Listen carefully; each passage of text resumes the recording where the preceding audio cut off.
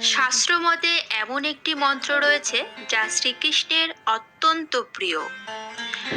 নিত্যদিনের পুজোর প্রস্তুতি ও পুজোর সময় এই মন্ত্র জপ করলে শ্রীকৃষ্ণ অত্যন্ত খুশি হন।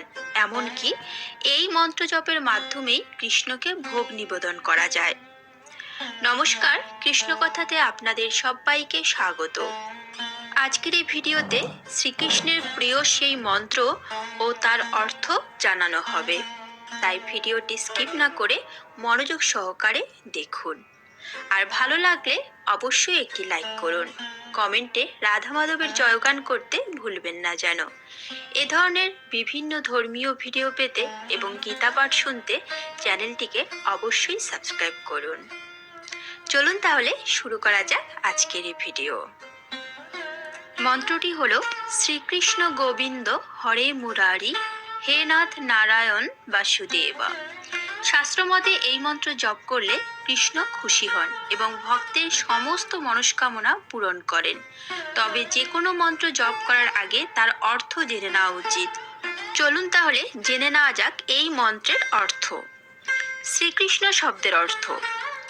কৃষ ও মূর্ধন্য মিলে এই শব্দের উৎপত্তি।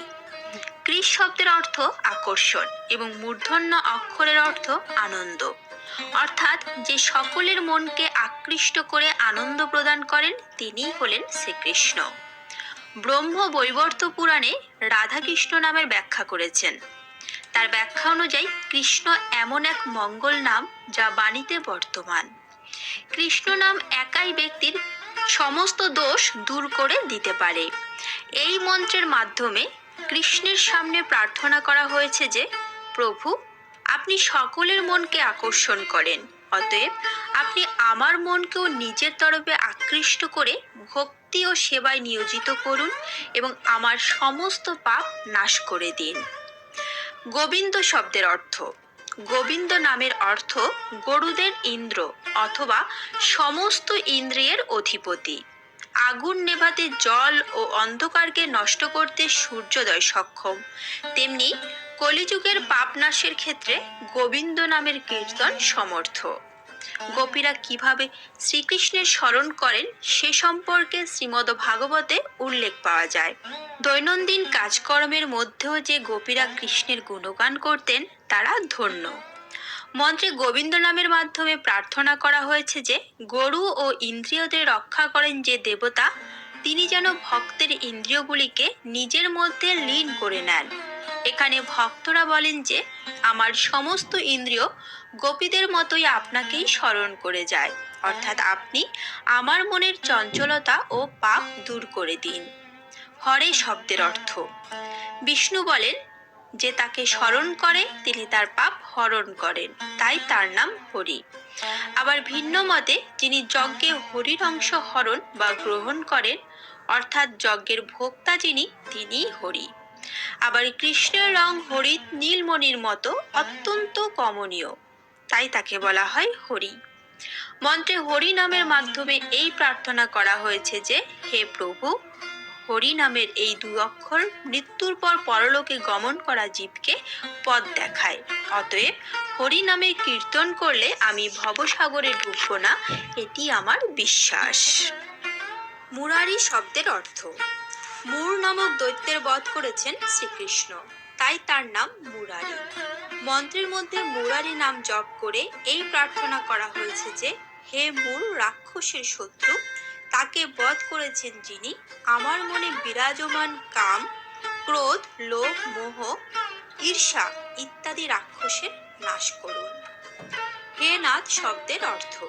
হে কৃষ্ণ, আপনি জগতের নাথ জগন্নাথ এবং আমি অনাথ। সংসারে যে দীনদের ভালোবাসেন, স্নেহ করেন ও আপন করে নেন, তিনি হলেন ভগবান। তাই তাকে দীন দয়াল, দীন বন্ধু, দীনবৎস, দীনপ্রিয় ও দীননাথ বলা হয়। মন্ত্রে হে নাথ উচ্চারণের মাধ্যমে প্রার্থনা করা হয়েছে যে, হে প্রভু, আমার মতো অন্য কেউ এই সংসারে দুঃখে নেই। আপনার মতো অন্য কেউই দুঃখী, অনাথ ও দরিদ্রদের বন্ধু হয় না, তাই এই অনাথ আপনার মতো নাথের সঙ্গে জুড়ে থাকুক। নারায়ণ শব্দের অর্থ। নার ও অয়ন মিলে নারায়ণের উৎপত্তি।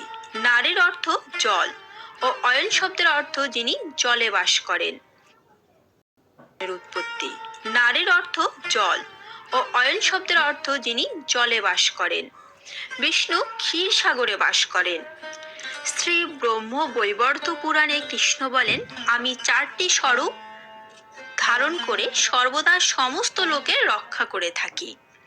মন্ত্রে নারায়ণের কাছে প্রার্থনা করা হয়েছে যে, প্রভু, আমি নর ও আপনি নারায়ণ।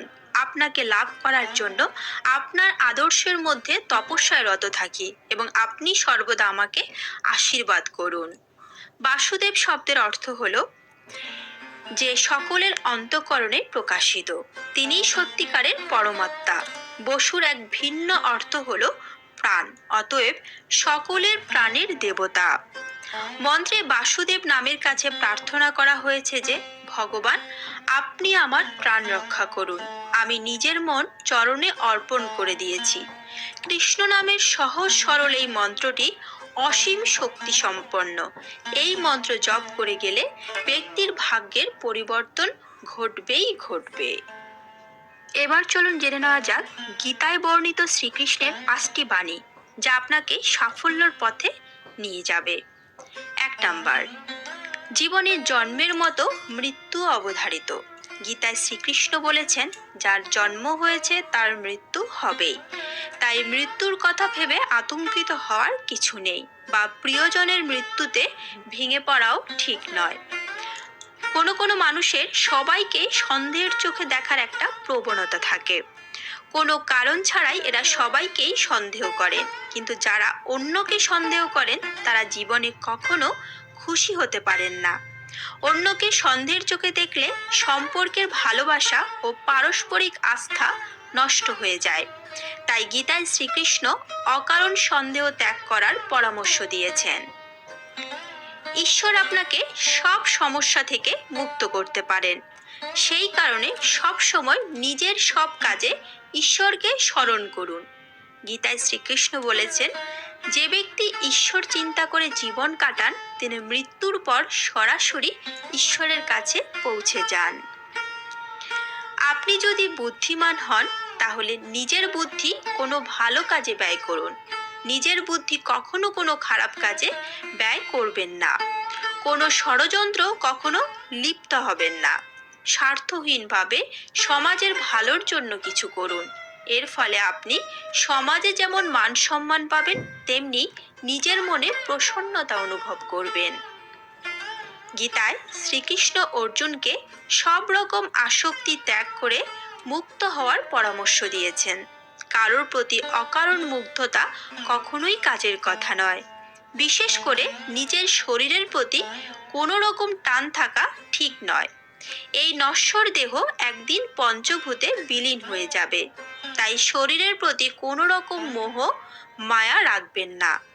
সব আসক্তি ত্যাগ করে সত্যের পথে এগিয়ে চলুন। লোভ, রাগ ও ঈর্ষা হলো আমাদের সবচেয়ে বড় 3 শত্রু। এই 3 শত্রু আমাদের নরকের পথে নিয়ে যায়। সেই কারণে লোভ, রাগ ও ঈর্ষা সম্পূর্ণভাবে ত্যাগ করুন। এই সব শত্রু নিজের জীবন থেকে দূরে রাখলে আপনি সফল ও সুখী জীবন যাপন করতে পারবেন। হরে কৃষ্ণ। আজকের মতো ভিডিওটি এখানেই শেষ করলাম। আশা করি